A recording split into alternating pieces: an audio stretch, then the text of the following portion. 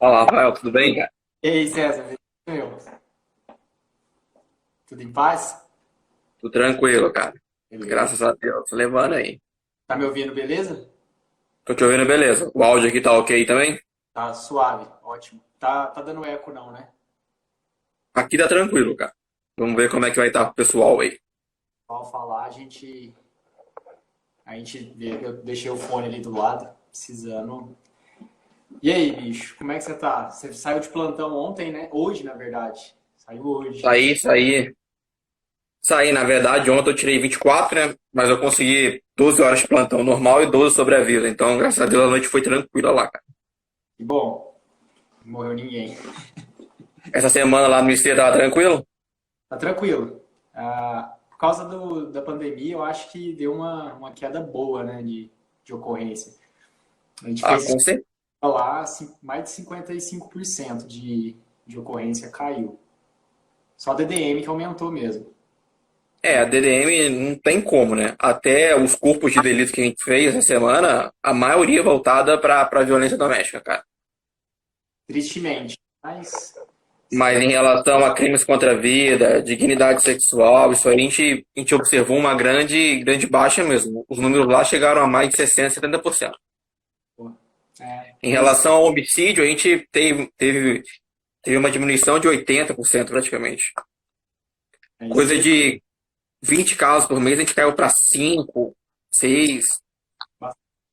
A queda é gigante. Eu acho que a gente pode esperar um bom bônus aí, viu, César? Se vier. Vamos ver, tá suspensa a bonificação, mas na hora que contabilizar vai ter melhorado bastante os índices. É, espero, né? Pelo menos em relação a furto, roubo, crimes contra a vida, diminuiu pra caramba. Então a gente pode ter um momento bacana. E aproveitar, que agora é bimestral, né? Vamos ver como é que é. O meu parceiro do QAP, o Rodrigo, acabou de comentar aqui que DDM em São Paulo aumentou 30% de ocorrência de DDM por causa da quarentena. É, É ali no DNT1 também conversando com os investigadores, com os escrivãos, eles falaram que a situação está um pouco bem complicada, né? dureza. E pra Bom, gente, e pra gente é mais complicado ainda, porque agora com a Lei Maria da Penha, que é 11.340, quando institui o mecanismo de proteção cautelar, né, que o delegado pode pedir o cautelar, a gente no Instituto Médico Legal é a primeira parte a construir um elemento de formação para ele ali, cara. Aí ficou mais pesado ainda. beleza. Putz, eu não tinha parado para pensar nisso, você acredita, César? É verdade. O atendimento do IC, em teoria, ele está pausado. Ele, pausado assim, se não for emergência, né? Não for flagrante e tudo mais. Se for despreservado e indireto, a gente vai fazer depois. Mas DDM a gente está dando prioridade também. Então, tá tendo ocorrência. Isso não acaba, mas não tem como parar, né, cara? Não Infelizmente. tem, não tem. A gente teve até uma diminuída. O que acontece é que às vezes as mortes por elemento natural, que não são competência nossa, às vezes a gente fazia para quebrar um galho ou outro, a gente não aceita mais, cara. Não aceita porque o risco biológico que a gente já tem já é grande. Ainda mais se colocar um a mais, é pior ainda. É isso aí. Bom, vamos dar início aí. Galera, todo mundo que está assistindo, aperta no aviãozinho aí embaixo, já compartilha para a galera ficar vendo aí. Espalha para toda a sua lista para a gente ter o maior número de pessoas online. Se tiver áudio ruim, dá um toque para a gente aí. Quiser fazer pergunta, faz à vontade, mas espalha aí para a gente encher a live e divulgar o trabalho do auxiliar de necropsia do estado de São Paulo. Beleza? A gente vai dar início aí, o mesmo molde que a gente vem tomando nessas semanas aí do plantão QAP. E lógico, o César tem liberdade total para falar o que ele quiser, mas a gente meio que bolou um roteirinho para não ficar perdido e vamos dar início aí, César. Conta pra gente um pouco aí sobre você mesmo, né? De onde você é, idades, formação e o que te motivou assim a atuar como polícia primeiramente, né? E depois como auxiliar de necro. Fala pra gente aí. Ah, então, atualmente eu tô com 25 anos, eu tô residindo aqui no município de Rio de Janeiro, mas a minha localidade de trabalho, eu trabalho no DI Interum, na EPML de Guaratinguetá. E para começar, quando eu queria ser auxiliar, na verdade nunca tive o desejo de ser auxiliar. Tentou como uma coisa esporádica. Antes de ser auxiliar, eu era agente de polícia penal, que na época nem era agente de polícia penal ainda, né? Era agente de segurança penitenciária. E eu sempre tive o desejo de ingressar numa carreira policial, mas ser reconhecido como carreira de segurança pública. Só que naquele momento não era, né? Os agentes de polícia penal, antes da PEC 104, não eram designados como agente de segurança pública. Era restringido greve, era restringido tudo, mas o poder policial a gente nunca teve. Exato. Era bem complicado. Eu sempre quis entrar nesse meio. E acabou que foi um meio que eu entrei e que eu acho que a maioria da população não tem ideia. Quando a gente se refere a Instituto Médico Legal, muitas pessoas não têm a mínima noção das competências e atribuições do órgão. Até eu me surpreendi. Eu entrei sem saber quase nada. Eu entrei sério para você, como falar, eu quero ser policial e vou entrar de qualquer forma. Depois a gente vai dando, alcançando passos maiores. Mas a intenção primeiro é entrar nesse meio mesmo, entendeu? Legal. É isso aí. E você é do meu concurso também, né? Que eu, 2013. Famoso 2013, né? Aquele concurso que demorou anos. Demorou? Às vezes eu até brinco com a galera, que muita gente perguntou, nossa, mas faz tanto tempo que você é na polícia. Eu falei, não, cara. Eu não sei você, como é que foi lá na perícia, mas a gente da perícia relativa ao Instituto Médico Legal, o nosso concurso foi em dezembro de 2013. Isso. Se eu não me engano, homologou no final de 2015. Eu acho que o perito homologou um pouquinho antes. Foi em agosto, eu acho, que o perito homologou. Foi. Auxiliar foi o último. Homologou em dezembro de 2015. Então, o prazo de validade nosso era 2017 e 2019, até ano passado, finalzinho de dezembro. E aí, aquela demora, não vai chamar, precisando, e acabou que foi, cara. Graças a Deus, todos os auxiliares foram chamados. Existe uma demanda enorme ainda. A gente zerou os candidatos remanescentes. Ainda só uma demanda enorme. Tinha até o caso dos peritos, que havia aquela divergência de ter vacância, não ter vacância para chamar todo mundo. Não sei se chamou todo mundo ainda. Eu acho que não. Não tenho certeza, na verdade, não sei. Eu acho que não existia vacância suficiente pelo número de candidatos. Até saiu no Diário Oficial semana passada supletivo os cargos de vacância, né? Em relação ao auxiliar, pelo menos para promoção, a gente não tem nenhuma vacância disponível ainda. É um caso bem complicado, porque a gente sabe que no dia a dia falta funcionário, mas a gente não tem o respaldo legal para incluir essas vagas. Com certeza. É complicado. A história minha também similar. A gente ficou aguardando. Muitos colegas aí que tinham prestado, depois de um tempo já se perderam, foram fazer outras coisas.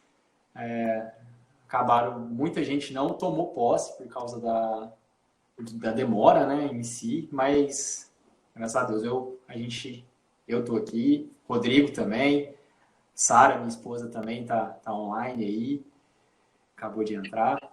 Vamos dar sequência aí, César. Eu acredito que devido a essa demora, a gente perdeu muitos candidatos que tinham um perfil bem bom. O concurso de 2013 foi de altíssimo nível. Foi. Eu, quando cheguei na minha sala de aula, no primeiro dia de Cadepol, apesar do concurso de auxiliar ser de nível médio, dos 30 alunos que tinha na minha sala, 28 tinham superior. Tirando os que têm mestrado e doutorado. Eu tenho, por exemplo, a Josiane em São José do Rio Preto é doutora em biologia, a gente tem a Denise, mestre e doutora em ciências. Você vê pessoas que estão um nível muito aquém, muito além, perdão. O que acontece? Hoje em dia o mundo de concurso está muito disputado, cara. A gente vê que ser auxiliar hoje só nível médio não é a segurança que você vai ter uma vaga. Está muito acima. Eu acredito que em perito também. Você deve ter profissionais com mestrado, doutorado, uma carreira acadêmica bem extensa. O meu concurso, ele teve análise de currículo. Quem tinha artigo publicado, mestrado e doutorado, deslanchou, cara. Deslanchou mesmo. Foi o meu caso, né? O caso do Rodrigo também. O Rodrigo foi super bem na prova. Eu fui bem na prova, mas não fui tão bem. Mas o meu currículo me deu um boost, assim. O Rodrigo ficou em primeiro lugar. saca? Ele estourou a boca do balão. Tanto na prova ele foi super bem e o currículo do cara é impecável. Então, isso daí é louvável mesmo. Tem É a pontuação. feito para concurso, hoje em dia já era. A ideia é que talvez uns 10 anos atrás aí você ter ensino superior era nosso, um must. Hoje você tem que estar muito mais bem preparado, muito mais dedicado aí no currículo, com certeza. Com certeza, não adianta a gente fazer só uma prova preambular boa. A gente tem que ter uma pontuação no mínimo excelente em título para querer chegar, senão não chega. Eu me surpreendi na hora que eu vi na sala. Esse concurso de 2013 teve muitos candidatos. É, não sei, perito acho que ainda foi regionalizado também. Foi. Eu tive sorte de trabalhar no Denter 5 em São José do Rio Preto e conseguir uma transferência rápida para cá, mas foi bem pauleira, cara. O pessoal reclamando da prova de perito de física, você via mestres em física tendo dificuldade. Em São Paulo, exige bastante de exatas, né? Com certeza. A prova ela é acertada para exatas da Unesp. Ela é bem, bem elaborada para a cabeça da galera que já manja de exatas. Então, o César, você falou que trabalhou lá em Rio Preto, o Rodrigo está trabalhando lá hoje. Ele é da equipe de São José do Rio Preto. Cidade boa também, né? Calor pra caramba, mas. Cidade excelente, cara. Rio Eu do Calor, morei, Preto, ele acabou de falar aqui. eu morei 6 meses, eu fui locado da Cadepol direto em Rio Preto, a gente fez estágio no núcleo de um mês. Aí depois eu fui deslocado para PML de Jales, que pertence lá, e consegui transferência para cá, mas foi correria. Lá é quente mesmo, cara. Não tem como fugir porque é bem complicado. Mas te falar que a equipe de lá de São José do Rio Preto é maravilhosa, cara. Você vê profissionais de altíssimo nível. Legal, pô. Sua trajetória é parecida com a minha. Eu comecei lá em Penápolis também. Bem Putz, longe pra caramba. E estamos aí em Guará agora também. Ó, o Rodrigo falou que acompanhou uma necropsia lá essa semana. Alexandro, o colega que fez a necropsia. Você chegou a conhecer? Alessandro é um cara bastante técnico, cara. Você vê que ele praticamente dita o exame por si próprio, cara. É um cara que tá na estrada há bastante tempo, trabalha no núcleo lá, gente finíssima, gente finíssima. O núcleo de São José é muito bom, cara. Muito bom, muito organizado. Hoje em dia, a gente tendo uma organização, a gente consegue fazer um trabalho excelente. De bola. Sério, além do trabalho na polícia, como auxiliar de NECO, você tem alguma outra atividade em paralelo que você trabalha aí, que você Então, consegue? a gente está num projeto aqui na cidade de Resende que eu percebi que um tempo era muito. Tinha um déficit muito grande na área de concurso público para carreiras policiais. Sim, com E por essa certeza. trajetória, eu já criei um curso preparatório onde eu tento auxiliar pessoas que almejam um cargo nas carreiras policiais a ingressar. Mas é o único tirando a polícia, porque eu estou me dedicando à carreira acadêmica de direito também. Tenho projeto agora para PCPR, PCRJ que vai vir. E é o que eu falo. É o que eu falo. A gente tem que tentar, porque o nível está muito alto hoje. Para quem quer fazer auxiliar, a gente vai ter grandes oportunidades na PCRJ que está vindo agora. Só que o cargo de auxiliares ele tem umas especificações a mais. Por quê? Porque além de você, alguns estados exigir o conteúdo mínimo de direito, exige medicina legal. Em São Paulo, por exemplo, exigiu criminologia, exigiu criminalística, ou seja, todas as áreas de ciências criminais correlacionadas. Então, é uma prova um pouco atípica, não vá contando só com português, direito e informática. Você vai precisar de medicina legal, criminologia, criminalística. Impecável para entrar. Sim, é bem pesada mesmo a prova. Ô César, como é que chama o curso que você falou? A gente está com bravos concursos em Resende. Show É o de bola. preparatório que a gente trabalha. Agora a gente está focando na PCRJ, mas devido à pandemia a gente teve que suspender temporariamente as aulas.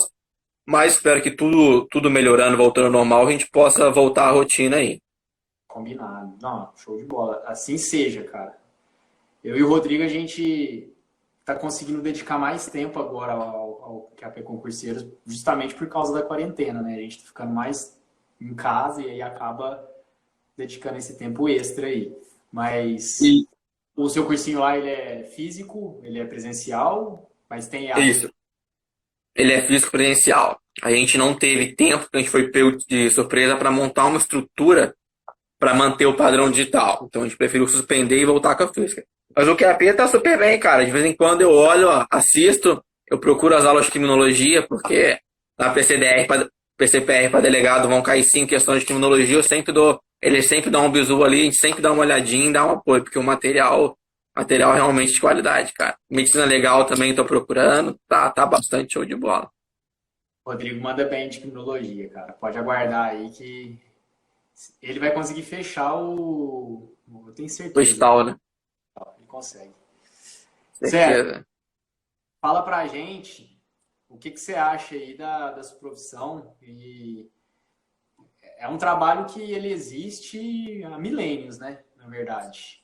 Ele tá Sim, mais antigas aí que a gente pode se dizer.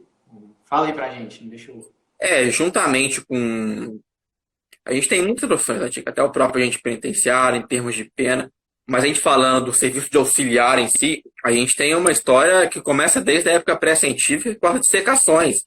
Sim, Só que com as dissecações, a gente tinha um estudo mais o quê? Mais estudo anatômico, a gente não tinha o objetivo, enfim, de periciar, que era confrontar as informações. Aí, posteriormente, sim, aí a gente teve as mumificações, conservação de cadáveres e etc. Aí, posteriormente, que a gente teve um método científico ampliado. A gente começa até com Bertillon, que é estudado em medicina legal, em relação à antropologia, que são os métodos de identificação hoje mais utilizados, que posteriormente vai chegar até lá na criminologia, lá com Lombroso também. Então, se a gente vê que o trabalho do auxiliar está correlacionado com as ciências criminais diretamente, até chegar na fase de hoje, onde a gente tem institutos com padrões de ciência aplicados totalmente àquela metodologia histórica do passado. E isso foi muito importante para contribuir com o resultado que a gente tem hoje dentro do Instituto Médico Legal, cara. o trabalho de vocês é tão fundamental que quantas vezes eu vou lá no IML trocar ideia contigo, te mando mensagem, o que você acha disso daqui? Vocês são nossos olhos, assim, depois do local, com certeza é uma contribuição gigantesca para a perícia, não há dúvidas, com certeza. E Eu, pode falar, pode falar. eu até brinco, porque a gente até brinca com os atendentes lá que a gente tem que manter uma comunicação com os peritos diretamente, porque a criminalística e a fase externa, às vezes as pessoas não conhecem o nosso movimento dia a dia e vê as adversidades que a gente encara, né? A gente pega cenas locais de crimes todas bagunçadas, tudo suja. Você, perito, não consegue olhar aquela cena num ambiente totalmente, totalmente limpo, regularizado para você efetivar seu trabalho. Então lá a gente tem uma noção.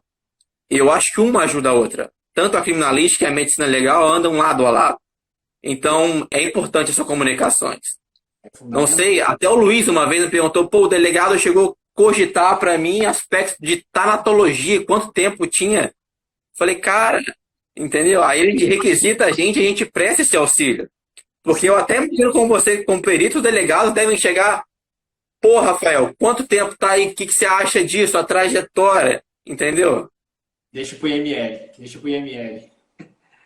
A gente já põe um chavão no laudo, né? Geralmente a gente faz o exame perinecroscópico ali, lógico, não por cima, mas o possível da gente se fazer num local sem dar banho no cadáver, sem lavar as feridas para analisar direitinho. E a gente coloca o chavão no laudo toda vez que outras lesões e detalhes fica a cargo, como a causa mortes também fica a cargo do IML. Então, pra gente... é bacana, porque a gente utiliza os fundamentos da tanatologia, só que a tanatologia é uma ciência diretamente ligada com a medicina legal. Só que quando a gente precisa de uma balística, a gente vai ter que requisitar um pouco de conhecimentos periciais. E é difícil até pra gente, imagina pra vocês ali na hora, entendeu? Então, precisa do conhecimento tanatológico, que é evidenciado na ciência, mas precisa da balística forense, onde é a especialidade de vocês. A gente até tem um fundamento na CADEPOL, mas aquele fundamento é divergente do conhecimento empírico que a gente adquire no dia a dia. É muito mais complicado. com certeza. Já vamos aproveitar o engate aí e falar que a gente está falando da balística, da parte de Thanato. Quais são as atribuições do seu cargo hoje? O que o auxiliar de necro tem que fazer no Instituto Médico Legal? É a realidade que a gente vincula o auxiliar de necro só com o exame interno do cadáver. Só que vai muito, muito além disso. Porque a gente tem. Eu posso te falar que hoje, no Instituto Médico Legal, 90%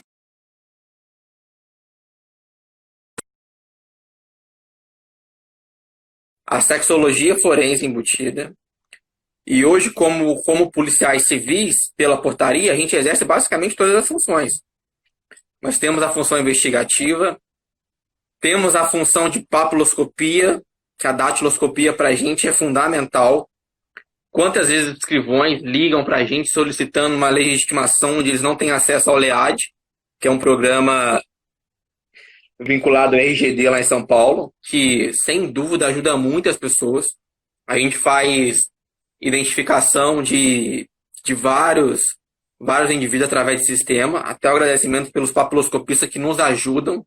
Apesar da gente tirar, a gente tem o potencial de identificar, mas a gente submete e remete essa identificação ao RGD, que sempre nos atendeu de uma forma concisa. A relação dos auxiliares com os papiloscopistas também são excelentes, cara, porque um ajuda o outro. A gente não chama, não desloca um papiloscopista de lá para vir exercer a função dentro do Instituto Médico Legal, mas a gente sempre coopera um com o outro quando dá.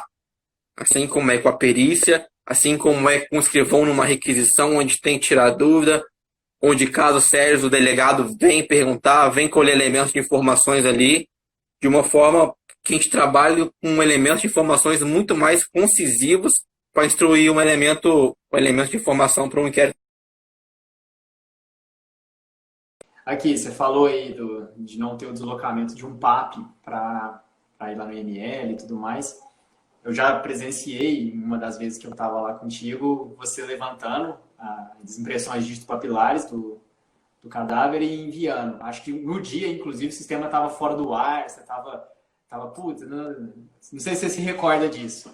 E aí me veio uma pergunta aqui, já que não vem PAP aqui, quem faz eventualmente a coleta é você já teve que fazer alguma vez luva cadavérica para levantar ou conseguiu fazer todas do jeito que tá? Não, porque vou te falar, geralmente a luva é utilizada em vários procedimentos. Porém, é muito difícil você obtê-la de maneira que você retira ela perfeitamente a ser utilizada.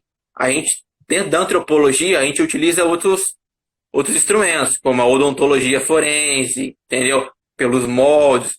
A gente tem um DNA que é conciso também. A odontologia ajuda muito a gente.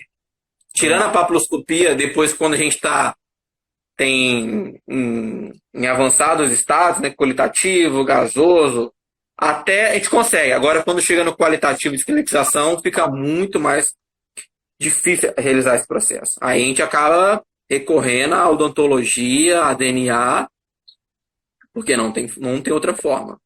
Tem jeito, né? É isso aí. E aí, você já trampou no núcleo lá de São José do Rio Preto? Em Jales, você falou, né? Jales. Eu fui locado primeiramente na IPML de Jales. Que, se eu não me engano, é uns 100 quilômetros de Rio Preto. Acho que é isso mesmo. E agora em Guaratinguetá. Agora em Guaratinguetá.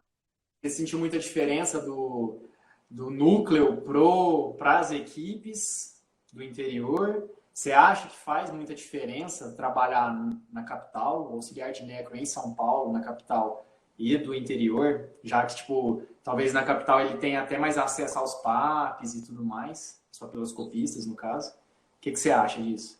Então, em relação à capital. A capital a gente tem 4 grandes institutos, né? A gente tem Norte, Sul, Leste e Oeste. Os quatro trabalham de maneira muito intensa, tá? Na capital. Só que quem não quer exercer atividade fim, pode recorrer à atividade meio. A gente tem a superintendência, a gente tem cargos que exercem de forma a prestar um auxílio administrativo em várias ocasiões. Tenho até colegas do curso de formações que optaram por trabalhar na superintendência. Mas tirando a superintendência, a gente tem núcleos específicos. Por exemplo, dentro do Instituto Médico Legal Central, a gente tem estudo de antropologia, que é um baita edifício, uma baita estrutura, e ali é muito recorrente aos casos onde o Estado, todos os municípios, ou o Instituto Médico Legal fora da capital, onde não obtém êxito nessa identificação, pode remeter para lá como auxílio. Então também existe uma demanda muito grande, mas são opções. Para quem quer interior, tranquilo, mas você sente sim uma diferença de núcleo de um para o outro. Eu não sei se você trabalhou em outro núcleo, apesar que vocês também fazem um estágio na capital, e você vai vendo que cada setor tem uma metodologia de aplicar o serviço de forma diferente. E Diferente. com certeza isso te molda. Eu trabalhei em Penápolis, era equipe lá, do núcleo de Araçatuba, né? Trabalhei em Americana, que era equipe em 2017, mas hoje já virou núcleo também. Lá a demanda era gigante de trabalho. Mogi Guaçu e Guaratinguetá. E todas elas têm procedimentos diferentes uma da outra, tem vantagem e desvantagem, mas é isso que você falou mesmo. Não tem... assim, cada região tem uma demanda diferente, né? Você nunca vai atender um afogado de água do mar lá em Rio Preto, por exemplo, de água salgada. Então, é complicado, é bem diferente. Aqui, a galera deve estar perguntando, mas Guará também não tem praia. Mas a gente tem que fazer operação verão, às vezes pega Ubatuba, né? E aí, vez ou outra, a gente pega afogado de água salgada também. Então, é isso aí. Rodrigo tá me lembrando aqui que eu peguei 2 homicídios no primeiro plantão de Americana. E Penápolis era assim, para demorar pra caramba para dar morte lá. Então, realmente a demanda, ela depende de onde você tá, né? Lotado, com certeza. Americana eu pensei que fosse tranquilo. Quando eu fui agente penitenciário lá, eu trabalhava no CDP de Limeira. Então eu morei praticamente um ano em Americana. Eu achava que era tranquilo. A não ser que a abrangência, a circunscrição de Hortolândia, que era que é um pouco mais complicada ali. A gente pegava Hortolândia, Santa Bárbara do Oeste, a gente chamava ali de faixa de Gaza, porque era morte diária lá, cara. É bem violenta a região. Santa Bárbara do Oeste e Hortolândia, as duas ali são acho que o calcanhar de Aquiles de Americana, viu? Santa Bárbara, por ser interligado, tem umas extremidades bem afora do centro, né? E ali o tráfego é bem pesado, ocorre muita morte violenta. Isso é bem complicado naquela região. Era o nosso maior cliente lá, na prefeitura de Santa Bárbara. César, fala pra gente o seu trabalho mais difícil que você já teve até hoje, o que mais te marcou, assim, se você puder falar. Como é que foi, o que foi? Bom, o trabalho mais marcante que eu tive foi um caso complicado, foi um caso de homicídio. Na verdade, foi um, um homicídio em concurso material com estupro, em Aparecida, cara, onde violentaram uma mulher, Putz, colocaram fogo até queimar na faixa de 80% do cadáver, e foi um caso de grande repercussão na cidade. Então a gente chegou, se deparou com aquela cena onde o suspeito tentou esconder todos os indícios, vestígios, elementos de informações possíveis, um possível incêndio, mas a gente conseguiu, através de análise de líquido das regiões, conseguir um conteúdo espermatográfico que comprovasse a vinculação e obter êxito no elemento de informação. Esse foi um caso que a gente sentiu, cara, isso é o que eu quero estar aqui. E foi um legal. caso onde obteve um sucesso que as chances eram mínimas. Entendeu? A gente falou, cara, o cara colocou fogo, não vamos achar nada. Essa temperatura vai volatilizar tudo que é líquido, vai prejudicar todo o trabalho. Mas a gente foi lá com toda a técnica e conseguimos obter isso no caso, que para mim foi uma grande realização, de ter podido ajudar naquele processo. Show de bola. Eu acho que eu tô ligado qual caso que é. Eu acho que eu sei qual que é esse, sim. Acho que, inclusive, perita do local foi a Sara, mas eu tenho quase Foi um certeza. Foi um caso bem complicado, cara. Delegado batendo, requisitando direto. E como é que faz? Ah Todo o lá, trabalho ali de perícia que a gente aprende para aplicar e ver aquilo na realidade é muito gratificante. foi. A Sara falou que foi ela assim que atendeu aí, ó. Complicado. Eu vi depois o laudo dela e realmente foi um local bem pesado e o cadáver estava bem pesado. Que bom que ele conseguiu prender o cara, né, César? Nosso trabalho, às vezes a gente não vê o resultado final aí para frente, mas quando vê dá orgulho de trabalhar, com certeza. E a realidade é muito complicada porque você subsidia com elementos de informações aquele inquérito, o delegado efetua a prisão, Sim. pede a prisão preventiva e meia hora depois você mesmo vai fazer o exame de corpo de delito daquele infrator. Ele chega na sua base de trabalho. E como é que você fica? Essa é uma das dificuldades do nosso trabalho. A Porque, como gente, a gente fala, o Instituto Médico Legal, ele atende 5 a 10% de casos de cadáver, de morte violenta. Mas 90% é vivo, cara. A gente vai fazer corpo de delito dessas pessoas até com um mecanismo de controle social. Quem controla abuso de autoridade dentro da polícia é o Instituto Médico Legal. A Lei 9848 estabelece o exame de corpo de delito. Então, quem cumpre? A gente é um órgão dentro da própria polícia que faz esse controle administrativo. Então, tem várias funções sociais embutidas no Instituto Médico Legal. É isso que a gente tem que ampliar o conhecimento das pessoas. As pessoas tendem a relacionar IML a morte violenta, cadáver, mas é muito mais que isso. E as pessoas não têm a mínima noção. As pessoas chegam lá para pegar o DPVAT, nunca imaginaram que ia ter que chegar no Instituto Médico Legal para pegar um laudo de DPVAT. Aí a gente vê a função social do Instituto Médico Legal, a grandeza do trabalho, que as pessoas não conseguem enxergar. muitas pessoas fogem do IML, na verdade, né, César? Associa com morte, com tragédia, e não é só isso. Com certeza não é só isso. É muito mais abrangente.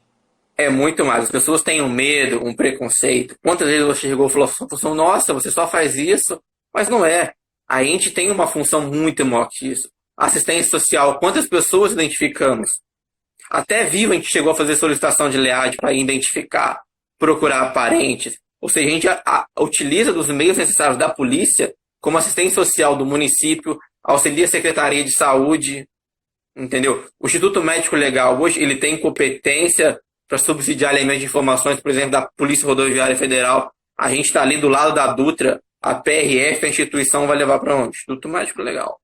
A Polícia Federal também, em caso de competência, ela não tem Instituto Médico Legal próprio na nossa sede. Então, ela encaminha tudo no Instituto Médico Legal. Então, além da gente exercer a atribuição e competência do Estado de São Paulo, a gente tem competências com a União, a gente tem competências com a PRF, com a APF e com o próprio servidor que está ali. E os municípios, né, também, que você falou aí, das prefeituras propriamente dita, não só o Estado. Show de bola, cara. E você acabou de falar aí que você acha um problema, né? Você lidar com o vivo que acabou de você vai refazer o exame dele, de delito e tudo mais. Essa seria para você a maior desvantagem do seu trabalho? Fala pra gente aí qual é a maior vantagem e a maior desvantagem do seu trabalho. A maior vantagem, eu acho, é aquilo que você propôs a fazer se concretizar. Acho que todo trabalho humano tem como objetivo satisfazer o interesse alheio do próximo. E quando você consegue realizar uma perícia, obter sucesso, aplicar um pouquinho da justiça ali e fazer o seu melhor para uma pessoa, isso não tem preço. Acho que a pior parte do nosso trabalho é a gente lidar com emoções pesadas. Por que eu falo isso? Nem em relação à tragédia do próprio homicídio ou esse, mas o problema é que a gente está ali com um papel onde a gente tem que se mostrar forte o tempo todo.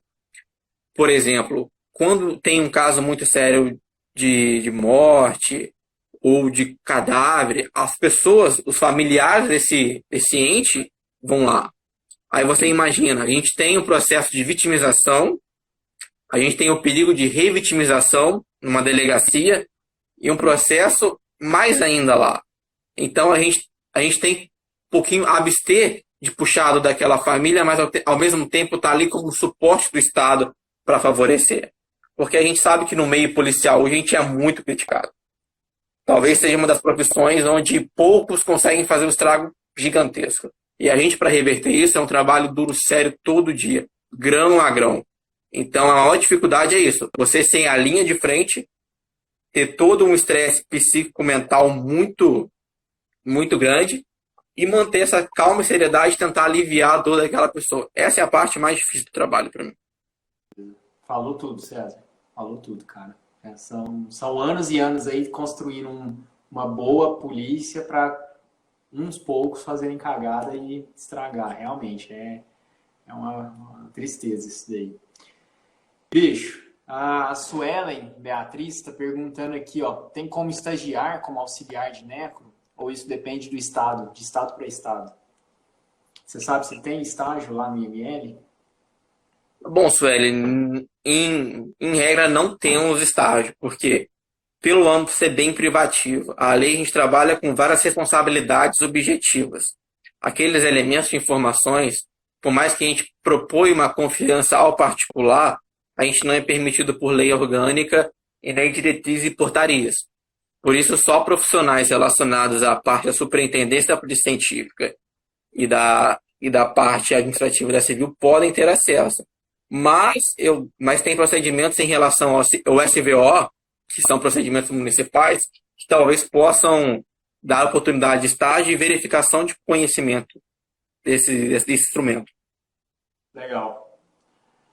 Tem alguns cursos de tanato também, que lógico, não chegam perto do conhecimento do auxiliar de necro, mas talvez seja um bom primeiro contato também, né, César? O que você acha? Existe? Você pode embasar, comprar algumas obras, a gente tem boas obras de medicina legal e temos livros de auxiliar. Depende do fim dela. Se ela quer exercer uma atividade, a verificação de óbito, a gente indica, tá? Estudar técnicas de anátomo. Geralmente a tanato está muito ligada ao serviço funerário, né? Por isso é outro lado. O lado de auxiliar de necrópsia da polícia judiciária é totalmente diferente. A gente tem as regras anatômicas, o conhecimento anatômico aplicado à medicina legal. Aí depende de qual área ela quer seguir. Se ela quer seguir uma área mais jurídica ou uma área mais técnica aprofundada no meio privado. Aí tem que ter essas diferenças de caminho a ela seguir. Ou virar concurseira, né, Suelen? E estudar com a gente aqui no QAP, com o César também lá em Resende. Resende não, desculpa, Resende. Resende. E quem sabe aí virar colega de trabalho. Para ela a gente vai ter oportunidade na PCRJ. Eu não me lembro quantas vagas foram autorizadas, acho que era 47, porque no Rio de Janeiro a gente tem auxiliar e tem técnico, tá? É um pouquinho diferente da organização de carreira de São Paulo, que a gente tem auxiliar e atendente, mas na regra é a mesma coisa. Show de bola, cara. Isso aí. César, o que você acha da perícia de forma geral, ou do próprio IML do Brasil, se espelhando aí no que você conhece, os seus colegas de outros estados, o próprio Rio de Janeiro? E você acha que a gente está num patamar mundial ultrapassado? A gente tem muita tecnologia, infraestrutura, tem muito espaço para melhorar? O que você consegue dar de relance aí com a sua visão? Bom, em relação a uma estruturação do Instituto Médico Legal, eu vejo que em São Paulo a gente tem uma mão de obra, toda a Polícia Civil de São Paulo, nós temos uma mão de obra muito qualificada.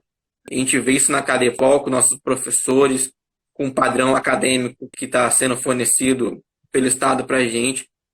Porém, o que acontece é que, em relação à materialidade, o Estado de São Paulo é um pouco defasado. Tá? A gente consegue realizar um serviço, sim, de excelente performance, porém, a gente faz muito além do que a gente poderia se não fosse fornecido materiais suficientes. Eu acho que dá para a gente melhorar, sim. A gente tem estados muito superiores em relação a isso. Paraná, eu acho que está bem acima da gente. Tá? Rio de Janeiro, São Paulo mantém uma proporção igual, mas o Afrânio Peixoto tem uma baixa estrutura na capital. Eu acho que é um pouco até melhor que os institutos médicos legais que são instalados no município de São Paulo. Porém, eu acho que a nível mundial a gente está longe de país de primeiro mundo. Mas também não estamos abaixo, porque existem 306 países. Se a gente for analisar, a gente está beirando aí entre 10 a 15ª posição. Show de Acho que bola. nessa parte. Valeu. Muito boa resposta. E, assim, dentre sem citar o próprio coronavírus, que já deve ser o maior desafio hoje para o seu trabalho, mas a gente espera que isso seja sazonal. Quais são as outras, o maior desafio de trabalhar como auxiliar de negro, assim, hoje? O maior desafio hoje é que hoje, para você ser auxiliar e ser um ótimo profissional, você tem que aplicar diversos conhecimentos. É conhecimentos médicos legais, é conhecimento de criminalística, é conhecimento de criminologia, é conhecimento de sociologia, é datiloscopia.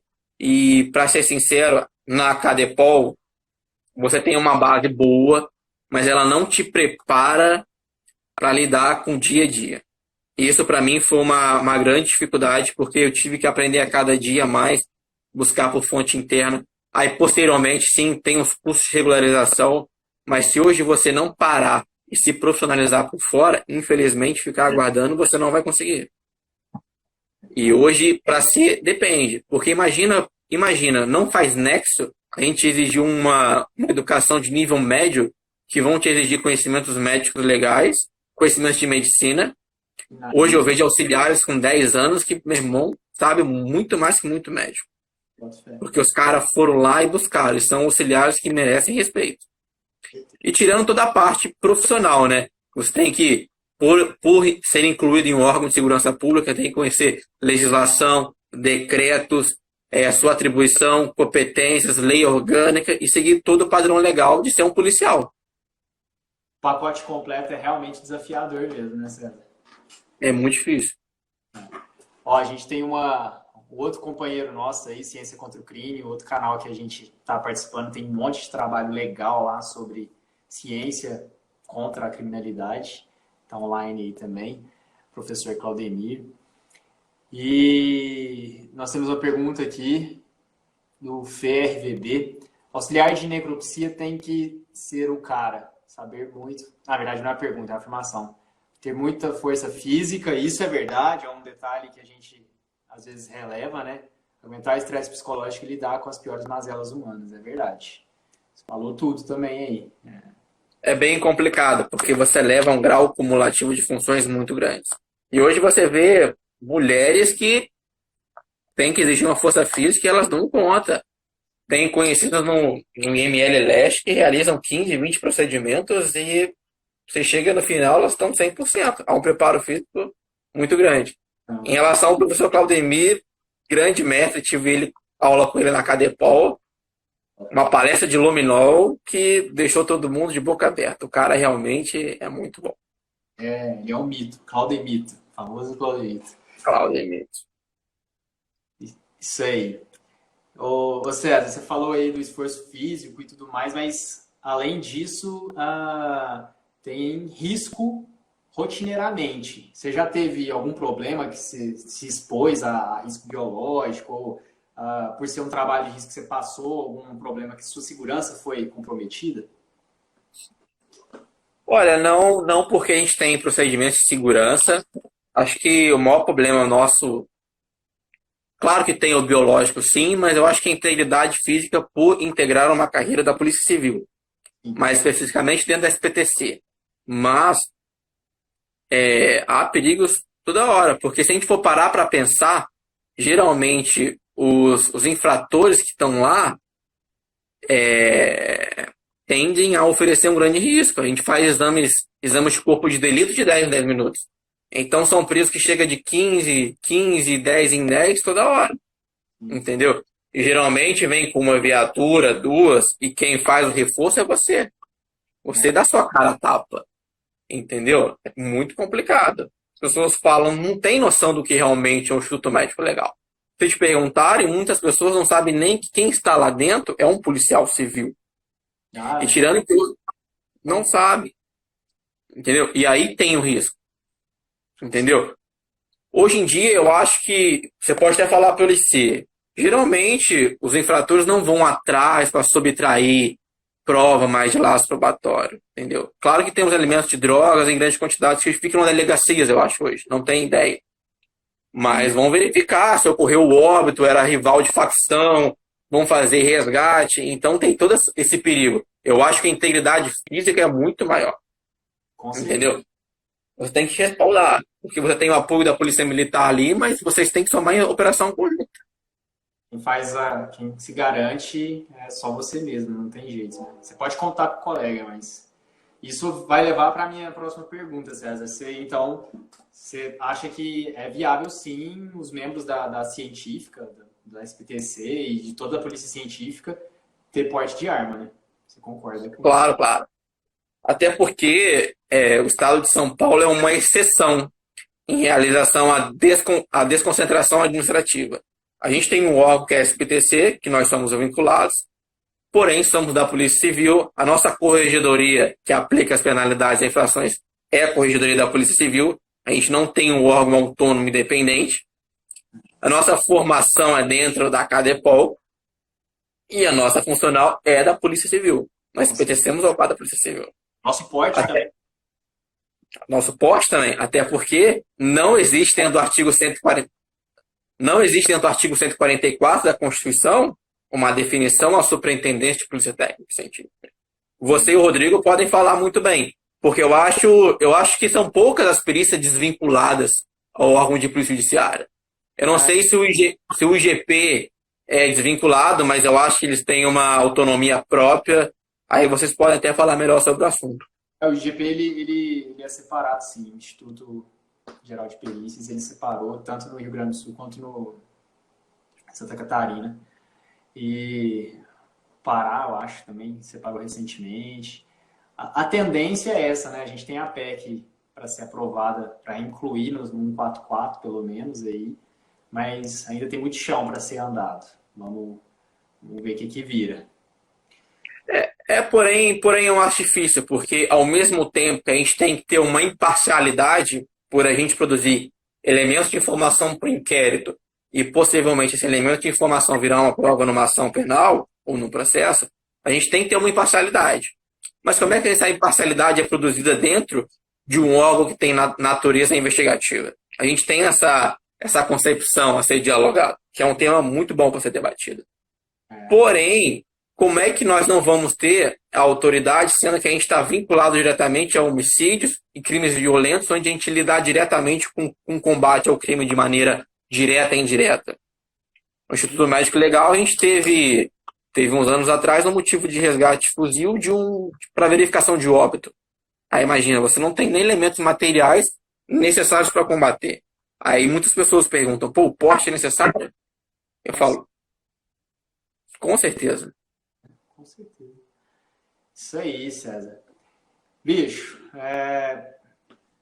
quero te agradecer mais uma vez aí o seu tempo, a presença e ter esclarecido mais um pouco. Na verdade, você esclareceu 100% aí do trabalho que você desempenha, né, na Polícia Científica, na Polícia Civil e Científica do Estado de São Paulo.